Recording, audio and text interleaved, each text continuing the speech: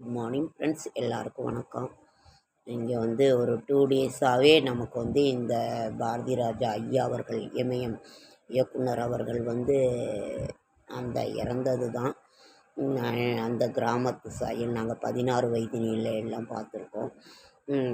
அதற்கு பிறகு இந்த இந்த தென்கிழக்கு சீமையிலே அப்புறம் அதுக்கு முன்னாடி கருத்தம்மா பாட்டு, அந்த சோகப்பாட்டு போராளே பொண்ணு தாயி பொலபொலவென்று பண்ணிட்டு அது. அப்புறம் இந்த காதல் ஓவியம் சாங்கு, காதல் அது அலைகள் ஓய்வதில்லை பார்த்துருக்கோம். ஆனால் எனக்கு அது ரொம்ப ஒரு மாதிரி லவ் ஸ்டோரியாக இருக்கிறதுனால அது என்னமோ சின்ன பிள்ளைங்கள்லாம் ரொம்ப ஒரு மாதிரி இதாக இருக்குது, கிளாமராக இருக்கிற மாதிரி எனக்கு தோணும். நான் அதை அவ்வளோவா பார்க்கல. ஆனால் அந்த பாட்டெல்லாம் ரெக்கார்ட் பிரேக் தான். அதே மாதிரி அந்த கருத்தம்மா பாட்டு தான். அப்புறம் இந்த ராதிகா அம்மா நடித்தது தென்கிழக்கு சீமையிலே, அந்த பாட்டெல்லாம் அடே அப்பா, அதெல்லாம் என்ன சொல்ல.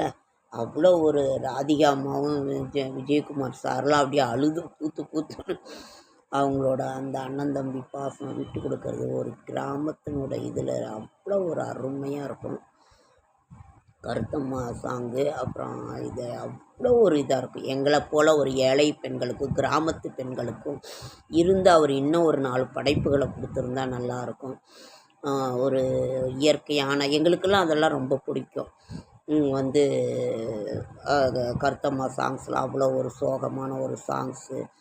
கருத்தம்மா போகும்போது ஒரு சொன்னலதா அம்மா பாடியிருப்பாங்களே, அந்த சாங்கெல்லாம் நாங்களாம் 100 தடவை கேட்டிருப்பேன். அப்படி ஒரு மனசு இதாக இருக்கிறதுனால அந்த சாங்லாம் அப்படி கேட்போம். அதெல்லாம் ரொம்ப பிடிக்கும். அப்புறம் அப்போல்லாம் ஒரு once upon a time love failure படமாகவே ஒரு ராஜேந்தர் படம், ஒருதலை ராகம், அப்புறம் அந்த ரயில் பயணங்களில், அதெல்லாம் அப்போல்லாம் அந்த மாதிரி ஒரு காலகட்டத்திலலாம் இப்போல்லாம் லவ் ஒன்றும் இல்லைன்னா ஒன்று பிரேக்கப் பண்ணிக்கிட்டு அவங்கவுங்க இது பண்ணிக்கிறாங்க. அப்போல்லாம் அந்த மாதிரி சாங்கில் செத்து போயிடுவாங்க, ரொம்ப நினச்சிக்கிட்டே இருப்பாங்க. அந்த மாதிரி ஒரு 19 கிட்ஸ் அந்த பாரதி ராஜா ஐயா அவர்கள் அந்த ஒரு ட்ரெண்டில் அந்த மாதிரி ஒரு படங்கள் வரும்.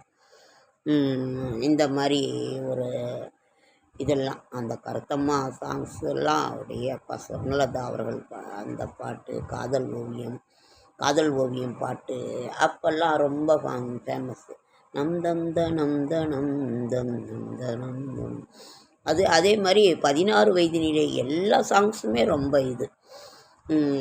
அந்த பாட்டு அதற்கு பிறகு கமல் ஐயாவும் இந்த ஆட்டுக்குட்டி முட்டை இட்டு அதெல்லாம் ரொம்ப ஒரு ட்ரெண்டிங். அதாவது ஈஸியாக கிராமத்து சாங்ஸ் எல்லாம் ரொம்ப எல்லாருக்குமே பிடிக்கும், ரொம்ப ட்ரெண்டிங் தான். அவ்வளோ ஒரு இது ஏஆர் ரகுமான் சாங்ஸ்லாம் அடே அப்பா, கருத்தம்மாவில் அழுது அழுது அழுது எங்களுக்கெல்லாம் அவ்வளோ பிடிக்கும். அந்த ஐயா எங்களைப் போல் ஒரு கிராமத்து மக்கள், கிராமத்து ஏழை பெண்களுக்கெல்லாம் அந்த ஒரு சந்தோஷம்தான் அப்போ ஒரு இதாக இருக்கும். இன்னும் இருந்து கொடுத்துருக்கலாமேன்னு எங்களுக்கு ஒரு இது. அதை தான் அவருக்கு டெடிகேட் பண்ணிக்கிட்டு இருக்கிறோம். எங்களுக்கு சின்ன சின்ன சந்தோஷங்கள், வேறு ஒன்றும் இல்லை. அதனால் அந்த ஒரு இது அப்போத்தி ட்ரெண்டிங்க்கெலாம் அவ்வளோ ஒரு இது.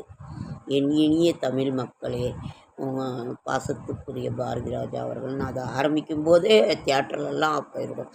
அப்போல்லாம் எல்லா காளை காட்சின்னு சொல்லுவாங்க. காளை காட்சி, matinee show, first show, second show, இதெல்லாம் எப்பொழுதுமே கூட்டம் இருக்கும் சேலத்தில். செகண்ட் ஷோ முடிஞ்சால் தான் இதையே சொல்கிறேன்னு நினைக்க வேணாம். அதெல்லாம் ரொம்ப சந்தோஷமான ஒரு இது. அந்த சாங்ஸு, அந்த பாட்டு, அதனோட இது ஒருதலை ராகம், ரயில் நிறைய ஒரு இது. அப்போது ஒரு ட்ரெண்டிங், எல்லாருமே விரும்புவாங்க. குடும்பத்தில் இருக்கவங்க எல்லாருமே கூட்டிகிட்டு போவாங்க. தாத்தா பாட்டி இதெல்லாம் கூட்டிகிட்டு போவாங்க எல்லாருக்குமே. அந்த மாதிரி ஒரு நல்ல ஒரு சாங்ஸ் கருத்தம்மாவெல்லாம் அவர் அது அவங்க அம்மாவோட பேர்லேயே அவர் எடுத்தாருன்னு சொன்னாங்க. அவ்வளோ ஒரு நல்ல ஒரு இது கிராமத்து இது. ரொம்ப பிடிச்சமானது. என்ன சொல்கிறது என்ன பேசுகிறதுன்னு எங்களுக்கு ஒன்றுமே புரியல. இருந்தாலும் அந்த சாங்ஸ் அது இதுன்னு அந்த படங்கள்லாம் ரொம்ப ரொம்ப பிடிக்கும். இந்த வேதம் புதிது, முதல் மரியாதை நான் பார்த்துருக்கேன். ஆனால் ரொம்ப அதை விரும்பி நான் பார்க்க மாட்டேன். பார்க்கல. ஒரு அந்த ஒரு இது இருந்திருக்கு. அதனால் எங்களுக்கு அந்த ஒரு இதெல்லாம் கொஞ்சம் இருந்தது. கொடி பறக்குது நிறைய. ஒரு கைதியின் டைரி கூட அது அவரோடதுன்னு தான் நினைக்கிறேன். நிறைய வச்சு அவங்கெல்லாம் இது பண்ணியிருக்காங்க. ரொம்ப எத்தனையோ பேரை வந்து அவர் அறிமுகப்படுத்தியது. அவங்க சன் ரொம்ப நல்லவர் அவர், மனோஜ் அவர்கள். ஆனால் அவர் முன்னாடியே இறந்துட்டார்.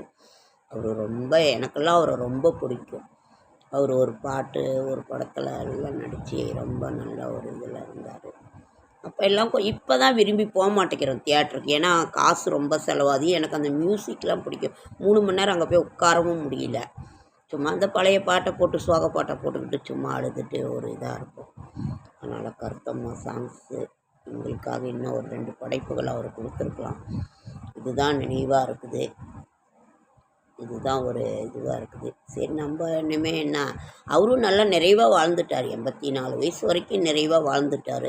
நம்மளாம் 84 வயசு வரைக்கும் இருப்போமான்றது ஒரு இது ரொம்ப ஒரு சந்தோஷமாக. ஆனால் அவர் மறைவு ஒரு கிராமத்து ஒரு இதர்கள் ஒரு மறைவு, ஒரு இழப்பு தான். இயக்குனர் இமயம் அவர்கள், பாத்திராஜா ஐயா அவர்கள், அது அவர் இளையராஜா அவர்களோட அந்த சாங்ஸு, அப்புறம் ஏஆர் ரகுமான் கூட சேர்ந்தது, அதெல்லாம் ரொம்ப ஒரு பிடித்தமான ஒரு இது.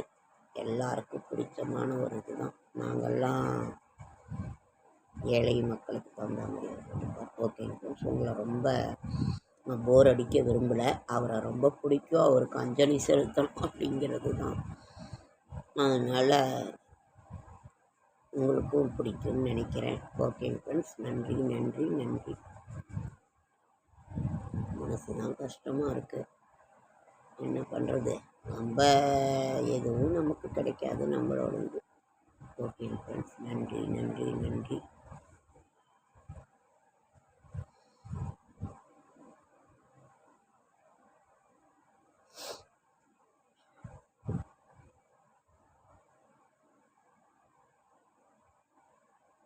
ரொம்ப இயல்பாக இருப்பார். ரொம்ப இயல்பாக சிரிச்சுக்கிட்டு பேசிக்கிட்டே எனக்கு எப்போது வயசு 21ன்னு தான் சொல்லுவார். நம்ம ஒருத்தரோட பர்சனல் லைஃப்லலாம் நம்ம எடுக்கக்கூடாது. அவங்க என்ன இருக்காங்க, அவங்களுக்கு தகுந்த ஒவ்வொருத்தரோட நிலைமையுமே அவர்களுடைய நிலைமையிலேருந்து பார்த்தா தான் தெரியும். நமக்கு அதெல்லாம் தெரியாது. நமக்கு அவரை ரொம்ப பிடிக்கும், அவ்வளோதான்.